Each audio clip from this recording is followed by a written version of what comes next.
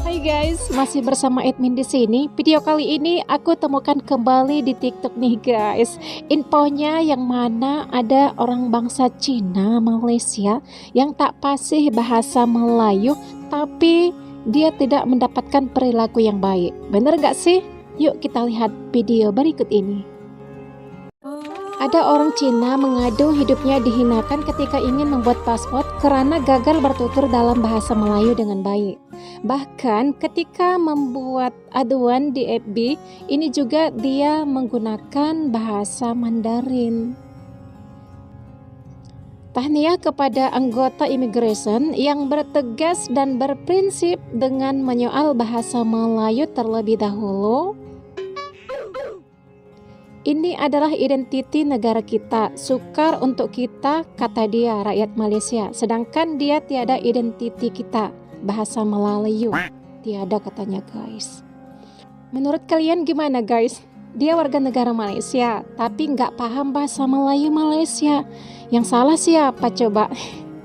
Untung aja kita di Indonesia ya guys, utamakan bahasa Indonesia, lestarikan bahasa ataupun budaya daerah kita masing-masing agar nggak punah, ya nggak? Hey guys, kalian yang nonton video ini orang Indonesia kan? Asal dari mana aja nih? Next videonya. But in Indonesia, I discovered that you speak to people dari Jawa, and then you speak to people dari East Jawa, and then also from and Sumatra. then from West Java, and then Batak people, Batak, yeah. and it's like all different people, Yeah.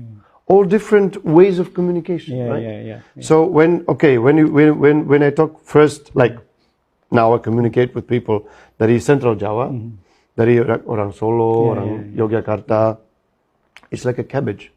You never know what's inside. I asked, after some discussions, I asked the people who were sitting next to me, who were not Javanese, I say, do you understand what it was? Like, can you explain it?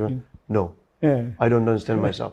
So that was, Indonesian is one of the easiest languages to learn, but there are some words that sound super similar to each other. For example, there's these four words: pinggang, panggang, panggung, and punggung. Pinggang means waist.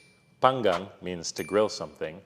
Panggung means a stage that you perform on, and punggung means your back. Hai guys, hari ini kita kedatangan teman-teman dari China di Indonesia dan kita tanya kenapa mereka belajar bahasa Indonesia. Sini dulu kali ya. Halo. Kenalkan diri dulu. Nama saya Tom dari China. Sebelumnya saya belajar bahasa Melayu di Kuala Lumpur. Oke, selanjutnya. Nama saya Jang Ike, saya pernah belajar bahasa Indonesia di Tianjin Foreign Studies University dan sekarang saya belajar S2 di Jogja. UGM guys. Nah kita tanya alasannya kenapa belajar bahasa Indonesia dan bahasa Melayu. 因为我喜欢印尼的自然风光还有人文，印尼待着很舒服，然后天气也特别好，然后这边的文化也比较多元。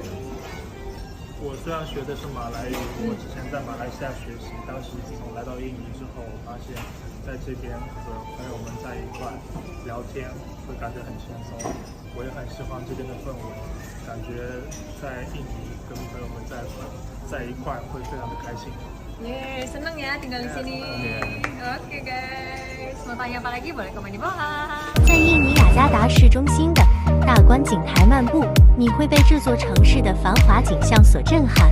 站在观景台上，你可以俯瞰整个城市，感受到城市的高楼大厦和繁华商业区的热闹气氛。印尼雅加达是一个充满活力和魅力的城市，它的美丽和独特之处值得我们去探索和体验。